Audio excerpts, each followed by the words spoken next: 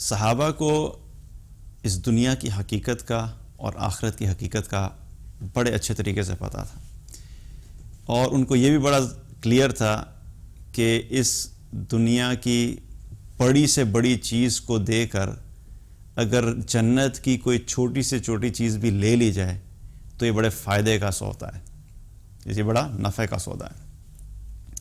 اور وہ ایسی اپرچونٹیز کے بارے میں انتظار میں رہتے تھے کہ کوئی موقع ملے تو ہم جو ہے وہ اس دنیا میں کچھ بھی اگر قربانی دینے کی ضرورت ہے تو دے دیں، اس کے بدلے میں اگر جنت میں کچھ مل جائے تو یہ بہت بڑی جو ہے وہ ہمارے لیے بہت زبردست ڈیل ہے اور ہمارے لیے بہت بڑا فائدہ ہے اس میں۔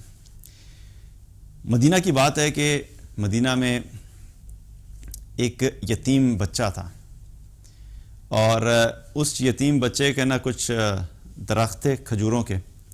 اب ایسا تھا کہ وہ کچھ درخت اس کے تھے اور ساتھ ہی کچھ اور درخت بھی تھے جو اور لوگوں کے تھے۔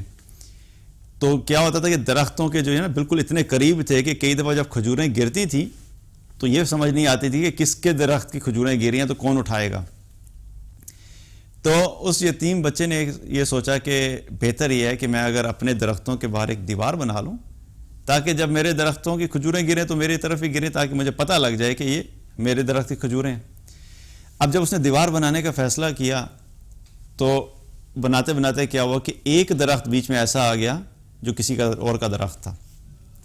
اب اگر وہ دیوار سیدھی بنانا چاہے تو بنا نہیں سکتا تو کیونکہ درخت بیچ میں آ رہا تھا۔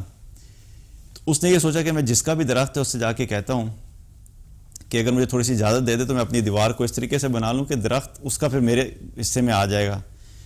تو اس شخص سے جا کے اس نے بات کی کہ آپ اگر یہ درخت مجھے دے دیں تاکہ میں دیوار سیدھی بنا لوں، تو وہ شخص کہنے لگا نہیں، یہ درخت تو میں نہیں دیتا۔ اچھا، اس یتیم بچے نے بڑی اس کو کہا کہ بھئی آپ اللہ کی خاطر دے دیں یہ درخت، مجھے ایک درخت ہے، میرا بہت بڑا مسئلہ حل ہو جائے گا۔ تو وہ کہنے لگا نہیں، میں درخت نہیں دے سکتا تمہیں۔ اچھا، اس یتیم بچے کو خیال آیا کہ میں جا کے رسول اللہ صلی اللہ علیہ وسلم سے یہ واقعہ بیان کرتا ہوں تو ان سے کہتا ہوں کہ وہ میری مدد کر دیں۔ جب اس نے جا کے نبی صلی اللہ علیہ وسلم سے یہ بات کہی تو آپ صلی اللہ علیہ وسلم نے اس شخص کو بلوا لیا جس کا درخت تھا۔ اب جب اس کو بلوایا تو وہاں پہ اور بھی صحابہ بیٹھے ہوئے تھے، تو اس شخص سے کہا کہ بھئی اس طریقے سے یتیم بچہ ہے تو تم اس کو درخت دے دو۔ تو وہ شخص کہنے لگے نہیں، میں تو اس کو درخت نہیں دوں گا۔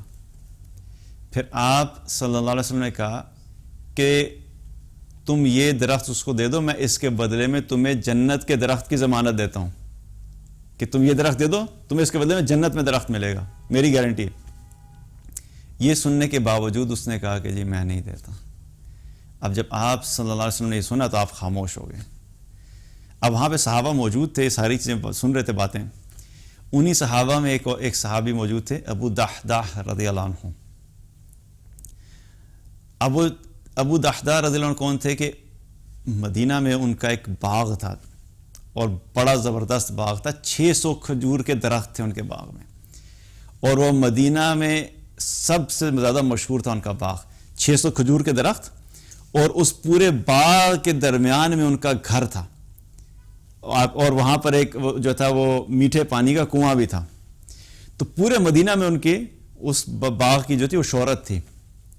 اب جب ابو دحداح نے یہ بات سنی کہ یہ شخص جو ہے جنت کا درخت کی گارنٹی مل رہی ہے اور یہ جو ہے وہ اس چیز کو ویل نہیں کر رہا ہے، اس اپورچونٹی کو، تو ابو دحداح نے رضی اللہ عنہ نے نبی صلی اللہ علیہ وسلم سے پوچھا کہ اے اللہ کے رسول، اگر یہ درخت میں اس بچے کو خرید کے دے دوں تو کیا یہ گارنٹی میرے لیے بھی ہے کہ اگر میں یہ درخت دے دوں تو جنت میں مجھے بھی اس کے بدلے میں درخت ملے گا؟ تو آپ صلی اللہ علیہ وسلم نے فرمایا کہ ہاں بالکل، تمہارے لیے بھی یہی چیز ہے۔ تو اب وہ سوچنے لگے کہ میں کیا کروں۔ تو ان کے ذہن میں کیا آیا کہ اس شخص سے کہنے لگے تم جانتے ہو نا کہ میرا ایک باغ ہے مدینہ میں جس میں 600 درخت ہیں کھجور کے۔ تو وہ شخص کہنے لگا کہ جی آپ کے باغ کو کون نہیں جانتا، پورا مدینہ آپ کے باغ کو جانتا ہے، اور ہر ایک کی خواہش ہے کہ کاش آپ جیسا باغ ہمارے پاس ہو۔ تو کہنے لگے ایک کام کرو کہ میرا سارا باغ لے لو، اس کے بدلے مجھے ایک درخت دے دو۔ اب جب انہوں نے یہ کہا تو وہاں پہ جو صحابہ موجود تھے تو وہ شخص ان لوگوں کی طرف متوجہ ہوا کہ تم سب لوگ سن رہے ہو کہ یہ کیا کہہ رہے ہیں، کیونکہ یہ اتنی بڑی بات ہے کہ ایک درخت کے بدلے میں 600 درخت دینا، ایک قسم کی وہ ایشورنس لینا نا کہ باقی سب لوگوں سے بھی ایشورنس لینا ہے کہ یہ جو بات کر رہے تم لوگ اس پہ گواہ رہے نا کہ یہ بات کیا کر رہے ہیں. تو کہنے لگے تم لوگ سن رہے ہو کہ یہ کیا کہہ رہے ہیں؟ انہوں نے کہا ہاں جی ہم نے سنا ہے یہ کیا کہہ رہے ہیں. تو اس نے کہا کہ وہ لے لو میرا پورا باغ اور مجھے ایک درخت دے دو. تو یہ بندہ کہنے لگا بالکل مسئلہ ہی کوئی نہیں ہے، بہت بڑی ڈیل تھی. اس نے کہا ٹھیک ہے یہ درخت تمہارا ہوا اور تمہارا باغ میرا ہوا. وہ درخت لیا، ابو دحدہ رضی اللہ عنہ کا ہو گیا اب ایک درخت. تو وہ بچہ وہاں پہ موجود تھا، اس بچے کو کہنے لگے کہ یہ جو ایک درخت ہے یہ میری طرف سے تمہیں تحفہ، میں نے تمہیں تحفہ کیا، جا کے تم اپنی دیوار سیدھی کر لو. تو جب نبی صلی اللہ علیہ وسلم نے یہ سنا تو کہنے لگے کہ ابو دحدہ کے لیے جنت میں درختوں کے جھنڈ ہیں. اور ایک دفعہ نہیں کہا، 3-4 دفعہ کہا.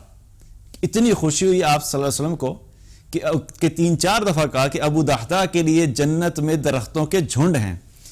اب ابو دحدہ رضی اللہ عنہ اس سودا کر کے واپس آ گئے، وہاں پہ سودا کیا، گھر کی طرف چل پڑے کہ اب تو ظاہر ہے گھر ان کا نہیں رہا، باغ بھی ان کا نہیں رہا.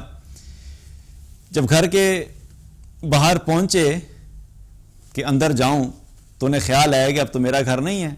باہر سے ہی آواز دی اپنی بیوی کو، ام دحدہ، جو بیٹا تھا ان کا اس کا نام دحدہ تھا، تو اپنی بیوی کو آواز دی کہ بھئی آ جاؤ باہر، بچے کو باہر لے کے آ جاؤ. تو وہ حیران ہوئی کہ ہمیشہ گھر کے اندر آتے ہیں تو آج گھر سے باہر سے ہی آواز دے رہے ہیں.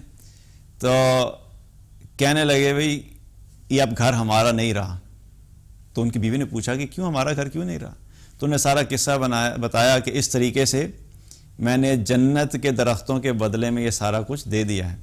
تو ان کی بیوی کیا کہنے لگی کہ اے ابو دحدہ بڑا ہی نفع کا سودا کر کے آئے ہو، بڑا نفع کا سودا کر کے آئے ہو. اور بچے کو لیا اور وہاں سے نکل گئی، خالی ہاتھ وہاں سے نکل گئے.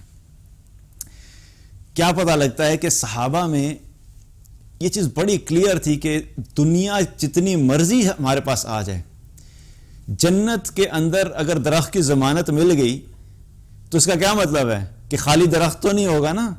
اور جس کو جنت کے درخت کی ضمانت ملی ہے تو وہ جنت کی بھی ضمانت ہوگی اس کے لیے.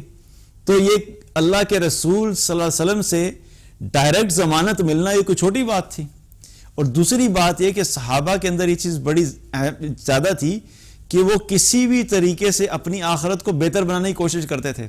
اور یہ یقین تھا کہ جتنی مرضی دنیا ہمارے پاس آ جائے ایک دن تو آئے گا اس کو چھوڑ کے جانا ہے. تو جب چھوڑ کے جانا ہی ہے اور جو اصل گھر جو آخرت کا گھر ہے تو اس کو اگر ہم نے بنا لیا تو یہاں سے جب جائیں گے تو جہاں پرماننٹلی رہنا ہے وہ اچھا ہونا چاہیے. تو اس وجہ سے وہ آخرت کے لیے اچھی آخرت کو اچھا کرنے کے لیے اگر دنیا میں کوئی بھی قربانی دینی پڑتی تو وہ سوچا نہیں کرتے تھے، وہ فوراً تیار ہو جاتے تھے. آج ہمارا معاملہ کیا ہے؟ ہم جنت کے بارے میں سنتے ہیں اور ہمیں پتہ ہے کہ جنت میں جانے کے لیے کیا کیا اعمال ہیں، لیکن ہمیں سوچنا چاہیے کہ کیا ہم وہ قربانی دینے کے لیے تیار ہوتے ہیں؟ بڑی قربانی تو دور، چھوٹی قربانی دینے کے لیے تیار نہیں ہوتے. اپنی نیند قربان کرنے کے لیے تیار نہیں، اپنا وقت قربان کرنے کے لیے تیار نہیں، اپنی خواہشات چھوٹی چھوٹی قربان کرنے کے لیے تیار نہیں، لیکن ہمیں جنت چاہیے. تو یاد رکھیں کہ جنت جو اللہ کی جنت ہے وہ بڑی قیمتی ہے، وہ بغیر قربانی کے اور بغیر محنت کے وہ نہیں مل سکتی. تو اگر جنت چاہیے ہے تو کیا کرنا ہے؟ اس کے لیے کوشش کرنی ہوگی، اس کے لیے محنت کرنی ہوگی. اور آخرت کی زندگی کو بہتر کرنے کے لیے اگر دنیا میں کبھی کوئی چیز قربان کرنی بھی پڑ جائے تو اس کے بارے میں کبھی دریغ نہیں کرنا، کیونکہ یہ بڑا نفع کا سودا ہے کہ دنیا قربان کر کے اگر انسان کی آخرت اچھی ہو جائے.